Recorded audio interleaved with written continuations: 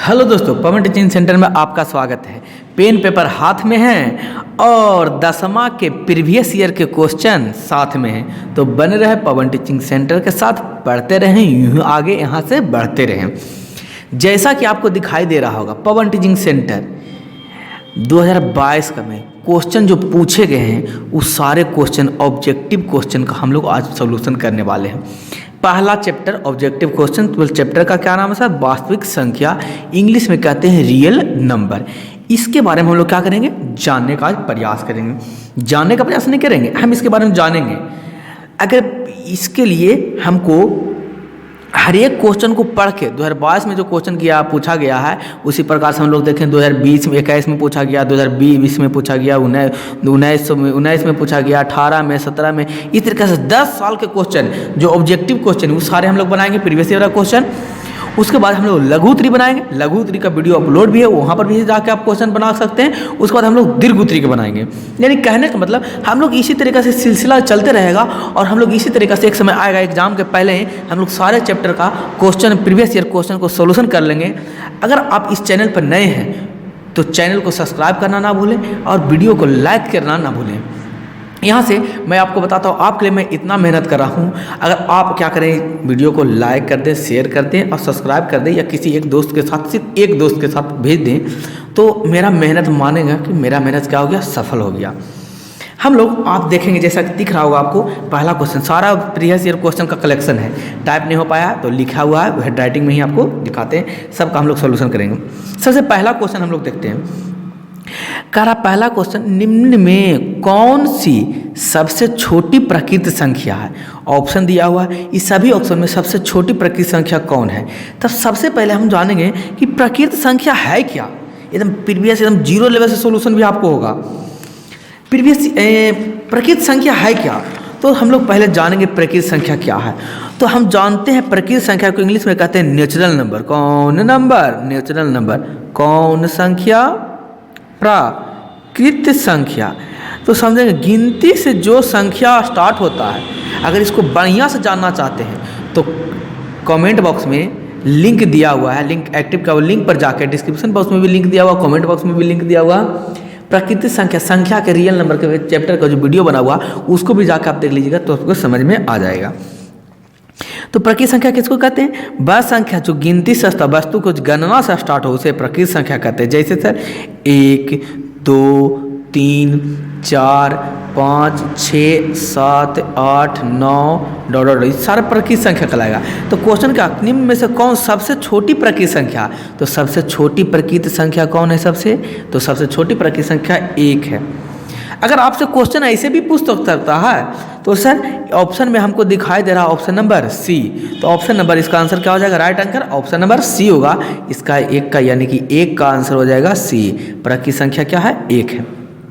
इसी से क्वेश्चन अगर आपसे पूछेगा तो क्वेश्चन को घुमा सकता है।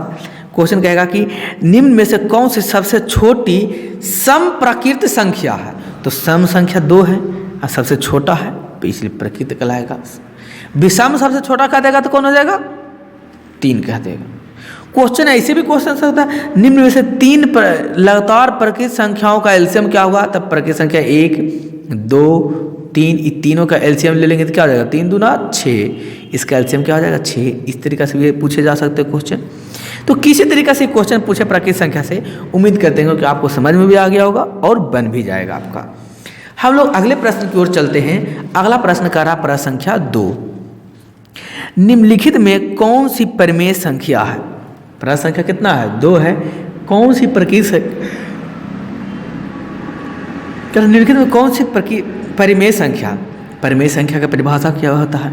वैसी संख्या जो पूर्णतः क्या हो, रूट से मुक्त हो, यानी कि रूट उस पर है ही नहीं, वो कौन संख्या कहलाएगा? परिमेय संख्या कहलाएगा। बोल सर आप तो परिभाषा बता दिए और कमेंट बॉक्स में भी हम लिखे हुए हैं, डिस्क्रिप्शन बॉक्स में भी इसका लिंक दिए हुए हैं परिमेय संख्या का। वो अगर पूरा जानना चाहते तो वहाँ पर भी जाके लिंक से ज्वाइन कर लीजिए, या तो चैनल में प्ले लिस्ट से जाके देख लीजिए, मैथ के सोल्यूशन में भी दिया हुआ है। तो यहाँ पर सर रूट से कहें आप मुक्त है उसे कौन संख्या कहते हैं? प्रकृत संख्या कहते हैं। तो इसमें अगर देखा जाए तो ये तो कोई जो संख्या जो रूट से मुक्त है ही नहीं, सब में तो रूट लगा हुआ, हम कि बिल्कुल नहीं। 25 अंडर रूट क्या है? 25 है। 25 को हम कैसे लिख सकते हैं? बोल सर 25 को लिख सकते हैं 5√5 का स्क्वायर। 25 को हम तो लिख सकते हैं। हम जानते हैं कि स्क्वायर से रूट क्या होता है, कैंसिल होता है, कट जाता है। तो क्या अगर सोल्यूशन करेंगे √25 को तो कितना आएगा? 5 आएगा। तो 5 रूट से मुक्त है कि नहीं है? मुक्त है। मुक्त है तो कौन संख्या कहलाएगा? परिमेय संख्या कहलाएगा। तो ऑप्शन नंबर कितना हो गया? 2 का ऑप्शन नंबर ए आंसर हो जाएगा इसका ए। √25 एक परिमेय संख्या। क्यों? क्योंकि रूट से मुक्त होगा।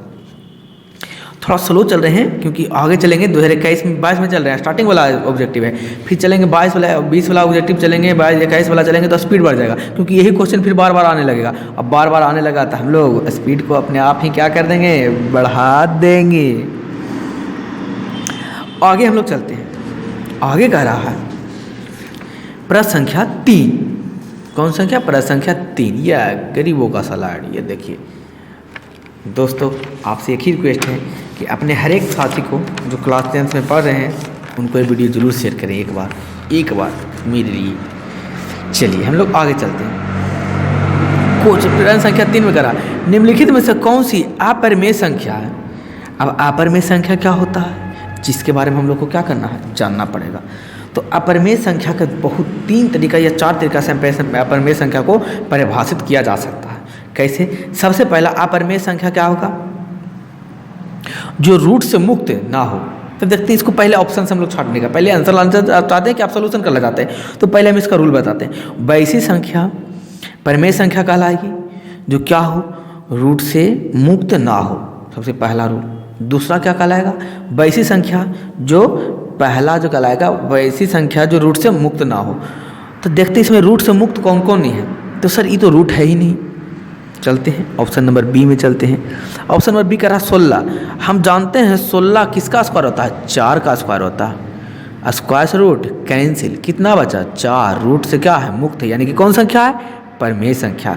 ऑप्शन नंबर हम लोग सी देखते हैं। 9 बटा कितना है? 27 है।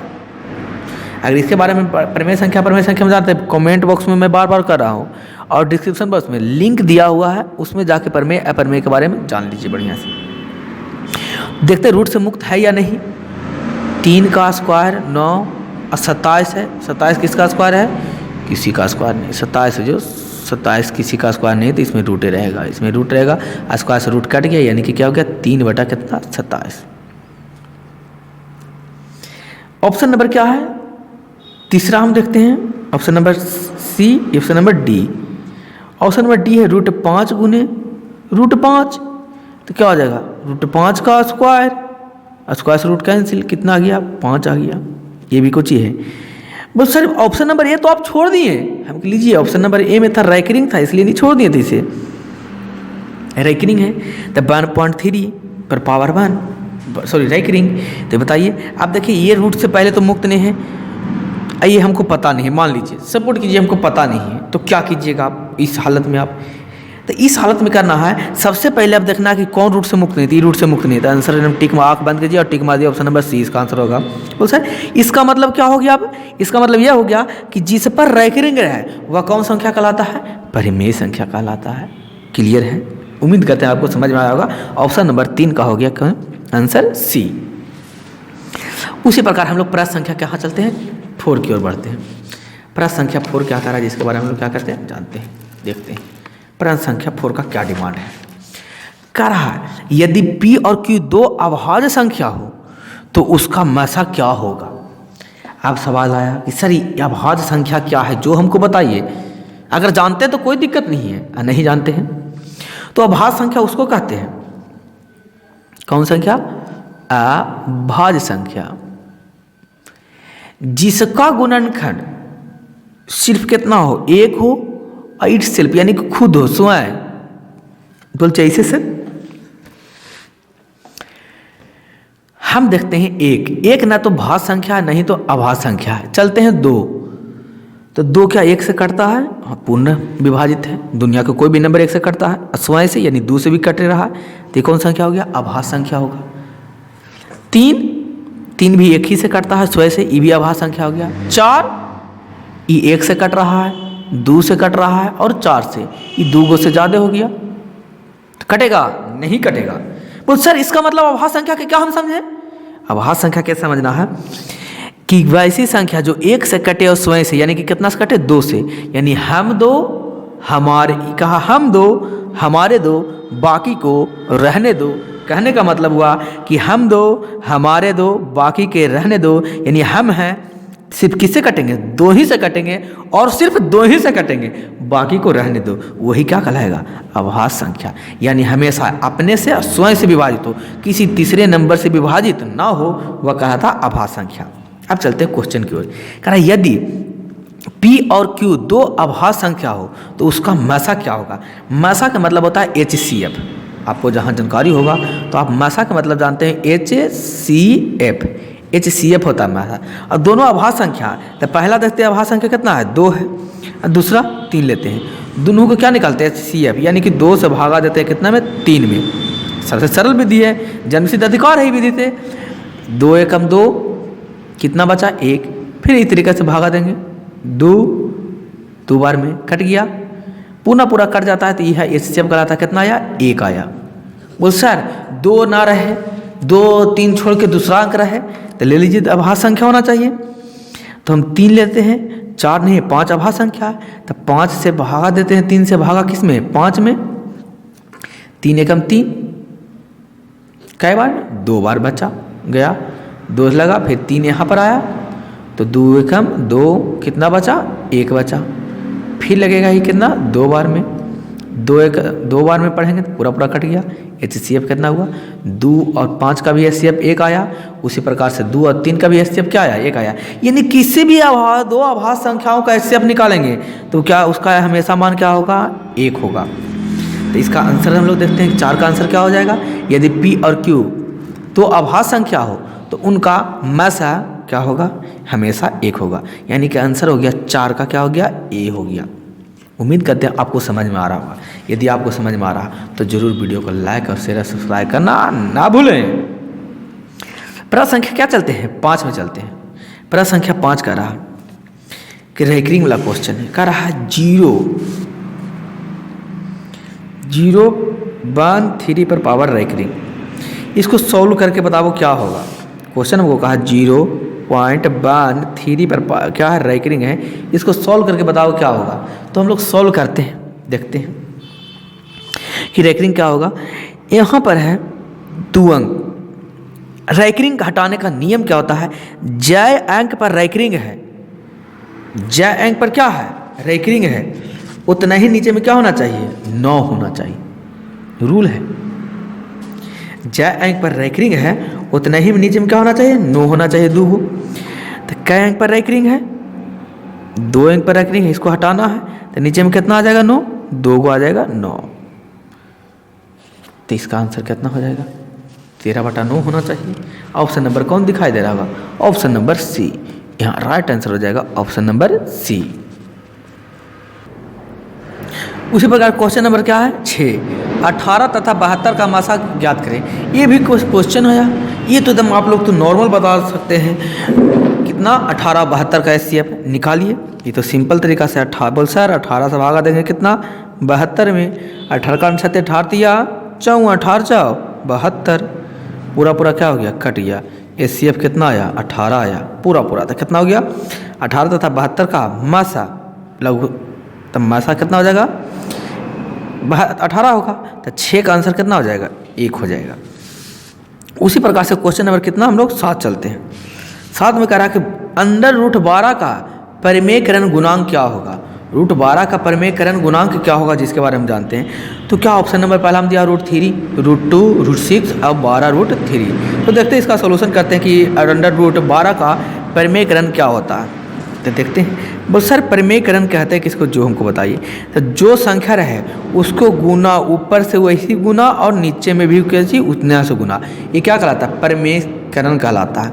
ऊपर में गुना करेंगे तो हो जाएगा 12 रूट का स्क्वायर हो जाएगा, और नीचे करेंगे तो √12 होगा। ये कट गया, बचा हमको कितना? 12/√।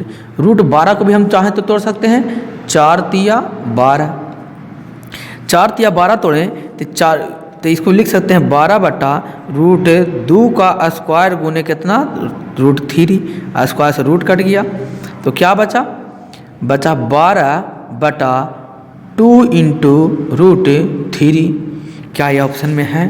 तो ऑप्शन नंबर हम लोग देखते हैं 3, √2, √6, 12√3। इसको √12 का परमेकरण गुणांक क्या होगा? तो परमेकरण गुणांक जिससे हम लोग गुना किए तो 12 तो यह था कितना आ गया, 2√3। कितना आ गया, 2√3 आ गया। यानी कि इसको कितना से गुणांक करेंगे, या तो आप चाहें इसको, ऐसा तो आंसर दिया नहीं ऑप्शन में, तो ऑप्शन में ऐसा आंसर नहीं दिया है, तो इसको क्या करेंगे हम लोग इस तरीके से इसको सोल्यूशन करते हैं। 6 बार में काट सकते हैं 6√3, जो कि यहाँ ऑप्शन दिया हुआ है नहीं, गलत लिखाया हुआ है। इसका परमेकरण कितना आएगा, 6√3 आएगा। परमेकरण करेंगे तो यहाँ पर क्या लिखा गया, गलत लिखा गया है। यहाँ पर होना चाहिए बटा में होना चाहिए 6√3। या क्वेश्चन कहेगा कि √12 का परमेकरण गुणांक क्या होना चाहिए, तो आप यहाँ पर √12 का परमेकरण गुणांक है, तो यहाँ पर आप अगर 1 दे देते हैं तो ये भी कितना हो जाएगा, 12 हो जाएगा। तो आप कह सकते हैं, तब हम परमेकरण गुणांक किसको किए, √12 का तो √12 से करेंगे ना, तो इस आंसर क्या हो जाएगा, √12 परमेकरण गुणांक क्या, √12। तो ये अंडर क्या यहाँ पर होना चाहिए आंसर, √12।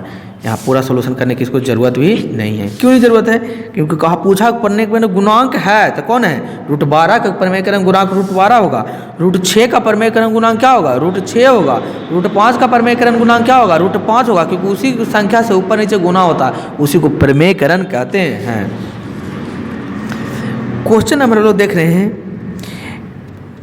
8। यदि p एक धनात्मक पूर्णांक है तो धनात्मक सम पूर्णांक का रूप होगा। तो p एक कौन पूर्णांक है, धनात्मक पूर्णांक है, यानी कि धनात्मक पॉजिटिव नंबर है। तो धनात्मक पूर्णांक का सम क्या होगा, उसको जोड़ेंगे, तो कोई भी चीज़ को करा के जोड़ेंगे तो उसका क्या होगा, धनात्मक पूर्णांक, जो हमको जानना है। तो इसका धनात्मक पूर्णांक क्या हो जाएगा,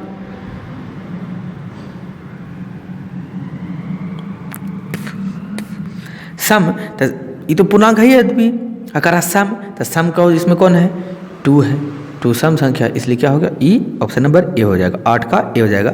2p होगा जो सम धनात्मक पूर्णांक होगा, क्योंकि सम है, आई पूर्णांक दल ही ये है, धनात्मक भी है, तो हो गया। अब सम है तो 2 है, तो सम संख्या, तो सम संख्या करेंगे तो आ जाएगा हमको ही ऑप्शन नंबर 8। उसी प्रकार से हम लोग क्वेश्चन नंबर 9 देते हैं। निम्न में से किसका दशमलव प्रसार शांत है। देखते हैं आप, दशमलव प्रसार शांत करने के लिए हमको जानकारी होना चाहिए। बोल क्या चीज़ का जानकारी होना चाहिए, जिसके बटा में गुणनखंड का 2 पर पावर m इंटू 5 पर पावर n के रूप में आवे, उसका जो होगा क्या होगा, दशमलव प्रसार शांत होगा। तो देखते हैं इसको कौन आता है, 2 पर पावर 5 और 5 पर पावर 2 के रूप में आता है। तो पहला ऑप्शन के अगर हम लोग देखते हैं तो पहला ऑप्शन में 17 बटा कितना है, 81। क्या 81 टूटेगा 2 और 5 के रूप में, नहीं टूटेगा। जब भी 81 टूटेगा 5 2 में, तो क्या अंतिम इकाई कितना रहेगा, 0, तभी टूटेगा। ये तो टूट नहीं सकता है, तो इसको 9 नमा 81, 9 को तोड़ेंगे तो 3 तिया 9, 3 तिया 9, ये नहीं टूटेगा, फिर ये तो होगा नहीं। फिर दूसरा ऑप्शन नंबर हम लोग देखते हैं 16 बटा कितना, 41, यानी 41 को तोड़ो 2 और 5 के रूप में, एक टूटेगा, नहीं टूटेगा 2 और 5 के, तो ऑप्शन नंबर बी भी नहीं होगा। ऑप्शन नंबर सी हम लोग चलते हैं। ऑप्शन नंबर सी 13 और 45, 13 बटा 45 है, 13 बटा 45, 9 बचे 45, टूटेगा 2 के रूप, 5 के रूप में टूट गया, क्या टूटेगा 9, 2 के रूप में नहीं आएगा, 3 तिया 9, तो ये भी ऑप्शन नंबर सी नहीं होगा। अब ऑप्शन नंबर डी चेक करवे नहीं करेंगे, 3 गुने होगा था, ऑप्शन नंबर डी आंसर हो जाएगा। बोल कैसे सर, हमको सोल्यूशन करके बता दीजिए कहाँ होगा, जो हम लीजिए कितना ऑप्शन नंबर डी, 19 बटा 80। तो 19 बटा 80 को करते हैं, 19 बटा 80, 80 को तोड़ते हैं तो कितना टूटेगा, 40 गुने 2, तो 2 को तो आ गया, इसको तोड़ेंगे 8 पचे 40, 8 पचे 40, एगो 2 आ गया, एगो 5 आ गया, आराम से होगा। इसका दशमलव प्रसार क्या होगा, शांत होगा। यानी कि जिसके नीचे में बटा में 2 पर पावर m इंटू 5 पर पावर n के रूप में आ गया, 2 और 5 आ गया, समझ लेना, उसका दशमलव प्रसार क्या होगा, शांत होगा। तो ऑप्शन नंबर क्या हो जाएगा, डी। तो 9 का आंसर हो जाएगा डी। क्वेश्चन नंबर 10, निम्न में से किसका दशमलव प्रसार शांत है। फिर वही क्वेश्चन आ गया, उसी प्रकार का क्वेश्चन, किसका शांत है। तो नीचे देखिए, इसमें भी आएगा, इसमें भी 2 5 आएगा, प्रसार शांत है, दशमलव इसमें भी नहीं आएगा, इसमें भी नहीं आएगा। कह रहा कि निम्नलिखित में से किसका दशमलव प्रसार क्या होगा, शांत नहीं होगा। क्वेश्चन गलत है, यहाँ पर तो शांत तो 3 को है, तो यहाँ पर निम्नलिखित में से किसका दशमलव प्रसार शांत क्या है, नहीं है। तो इसमें भी 0 है, इसमें भी 0, इसमें भी 0, इसमें 0 नहीं, इसमें 0, तो इसमें 5 के रूप में नहीं टूटेगा। जब भी 0 रहेगा तब ये 5 आएगा, तब नहीं तो नहीं आ सकता। तो इसका आंसर क्या हो जाएगा, सी हो जाएगा, दशमलव प्रसार शांत इसका नहीं है। क्वेश्चन नंबर 11, 64 के अभाज्य गुणनखंड में 2 का घात क्या है। बोल सर 64 के अभाज्य गुणनखंड में 2 का घात पूछ रहा है, हम कह लीजिए 64 के अभाज्य गुणनखंड निकाल लीजिए। कितना सिंपल क्वेश्चन है, एकदम क्वेश्चन कुछ नहीं है। अगर इतना ही क्वेश्चन जो हम आपको करवा रहे हैं, इतना भी क्वेश्चन आप कर लीजिएगा ने, तो समझ लीजिए आप क्या होगा, आपका मैट्रिक में 80+ रहेगा, 80% प्लस हम गारंटी देंगे। जितना हम करवा रहे हैं, जितना चाहे लिखा हुआ, खुद से भी एक बार बना लीजिए, नहीं बनाए तो वीडियो से देख के बना लीजिए, इतना में क्या हो जाएगा, आपका बना हुआ रहेगा। बोल जैसे सर इसको तोड़िए, हम किसको तोड़ते हैं, कितना हो जाएगा, 32 दूना 64, फिर 16 दूना 32, फिर 8 दूना 16, फिर 2 से टूटेगा 4 दूना 8, फिर 2 दूना 4, फिर 2 एकम 2। तो 64 को कितना लिखेंगे, 1 2 3 4 5 6 2 के रूप को लिख सकते हैं, यानी 64 को लिख सकते हैं 2 गुने 2 गुने 2 गुने 2 गुने 2 गुने 2, 6 हुआ। तो इसको लिख सकते हैं 64 बराबर 2 पर पावर 6, यानी 64 को कितना, 2 के कितना घात पर लिख सकते हैं, 6 के घात पर लिख सकते हैं। क्वेश्चन पूछा 64 को अभाज्य गुणनखंड में 2 का घात कितना होगा, तो 2 का घात कितना आया, तो 2 का घात 6 आया। तो ऑप्शन नंबर क्या हो जाएगा, सी, 11 का आंसर हो जाएगा आपका सी। उसी प्रकार क्वेश्चन नंबर चलते हैं हम लोग 12 चलते हैं।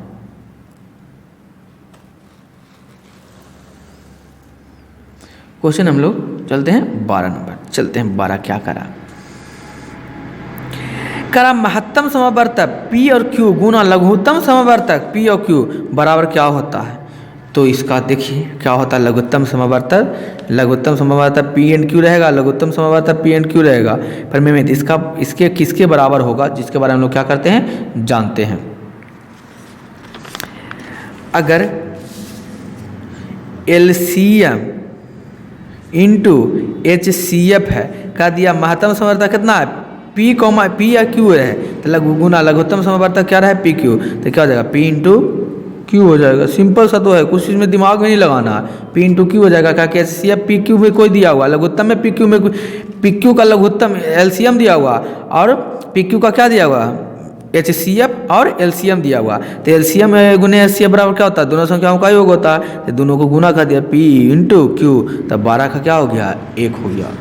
क्लियर है, समझ में आ रहा है, उम्मीद करते हैं आपको समझ में आ रहा होगा। तो दोस्तों अगर आपको यह वीडियो अच्छा लगा है तो लाइक और शेयर सब्सक्राइब करना ना भूलें।